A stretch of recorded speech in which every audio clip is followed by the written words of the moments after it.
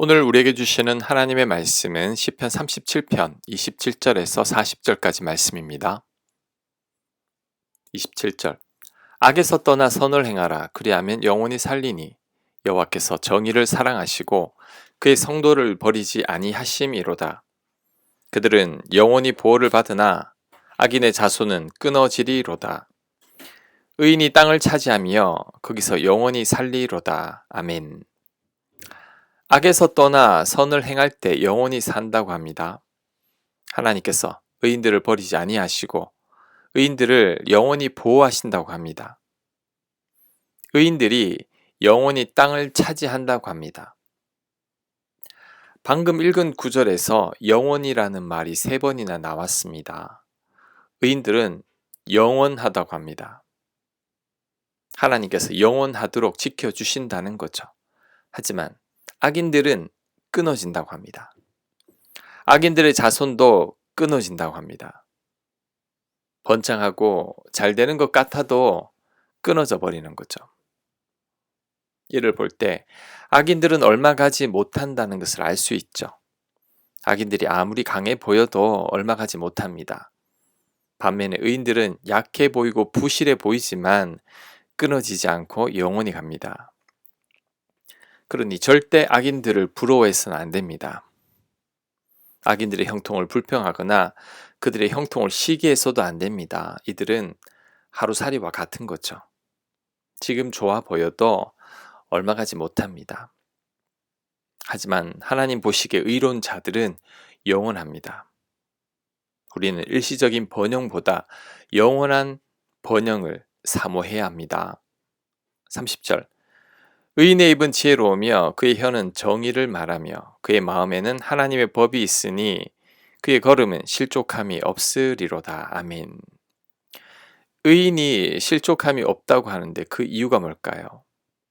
31절에는 그의 마음에 하나님의 법이 있기 때문이라고 말합니다. 의인의 마음에 하나님의 법이 있으니 절대 실족하지 않는 거죠. 또한 의인의 입이 지혜롭고 정의를 말한다고 하는데 그 이유도 그의 마음에 하나님의 법이 있기 때문입니다. 마음에 하나님의 법이 있으니 지혜로운 말과 정의로운 말을 하는 거죠. 이것을 역으로 적용해 보면 우리가 자꾸만 실족하는 이유는 우리 마음에 하나님의 법이 없기 때문입니다.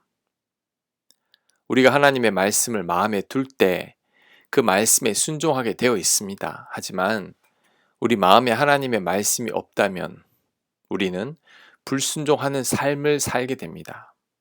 그러니 실족할 수밖에 없는 거죠.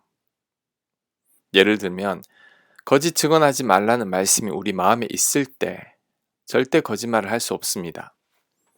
그런데 그 말씀을 마음에 두지 않을 때 쉽게 거짓말을 하게 되죠.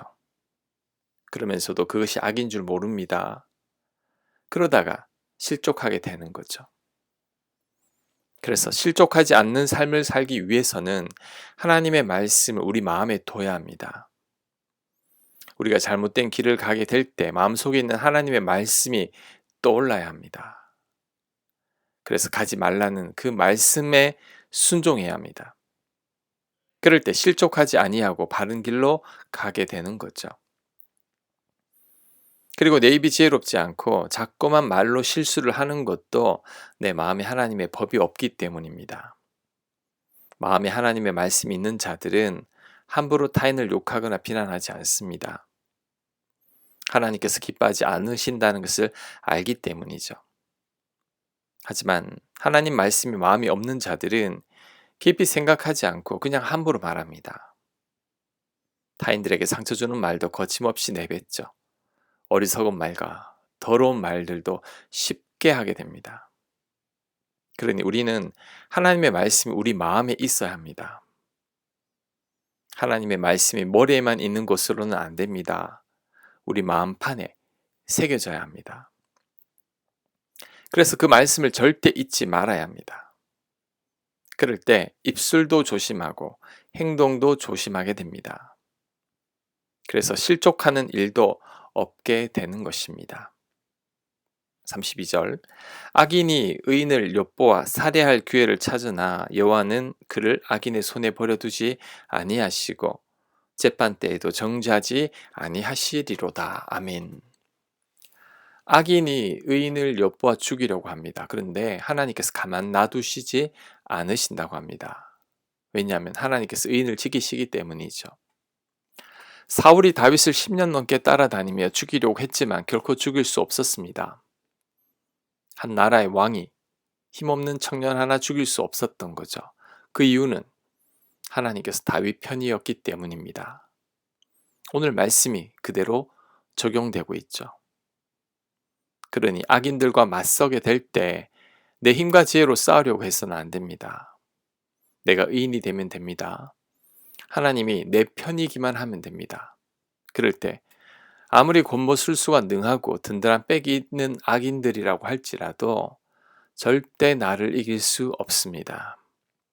하나님께서 악인들을 가만두지 않기 때문이죠. 34절 여호와를 바라고 그의 도를 지키라. 그리하면 네가 땅을 차지하게 하실 것이라. 악인이 끊어질 때에 네가 똑똑히 보리로다.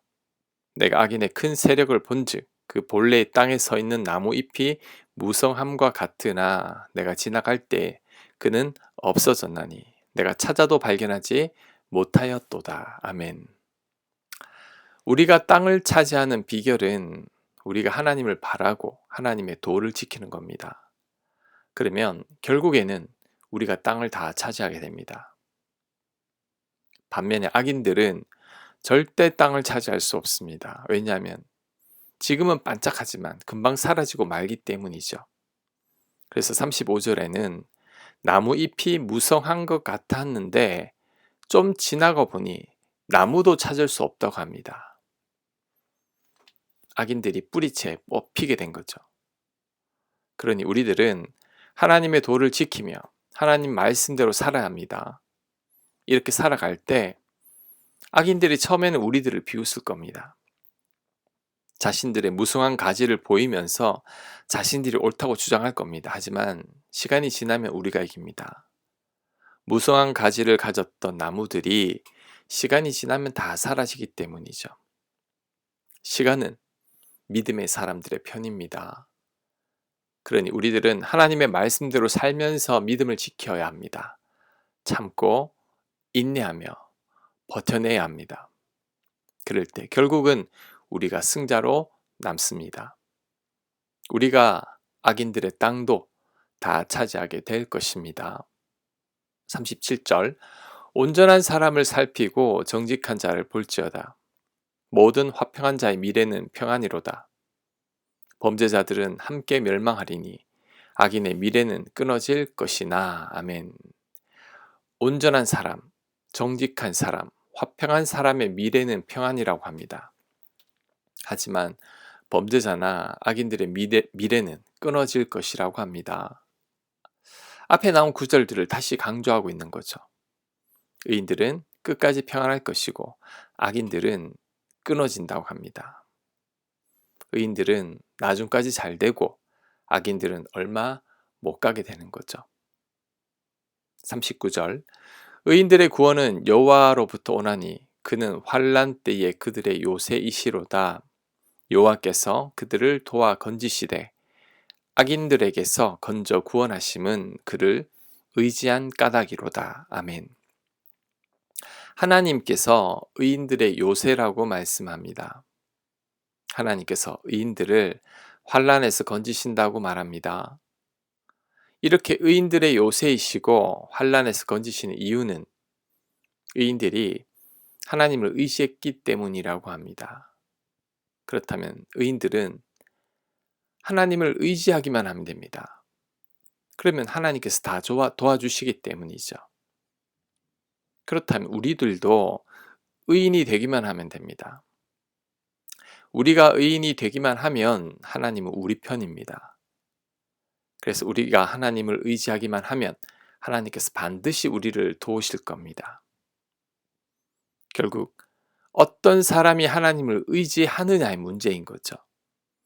의인이 하나님을 의지하느냐, 악인이 하나님을 의지하느냐의 문제입니다. 악인들은 아무리 하나님을 의지해도 안 됩니다. 하나님이 그들의 편이 아니기 때문이죠. 그래서 우리가 의인으로 남기만 하면 됩니다. 의인으로 남아서 하나님만 의지하기만 하면 됩니다. 그럴 때 그 어떤 환난을 만나도 하나님께서 우리의 요새가 되어 주실 겁니다. 하나님이 내 편이 되어 주실 것입니다. 아멘.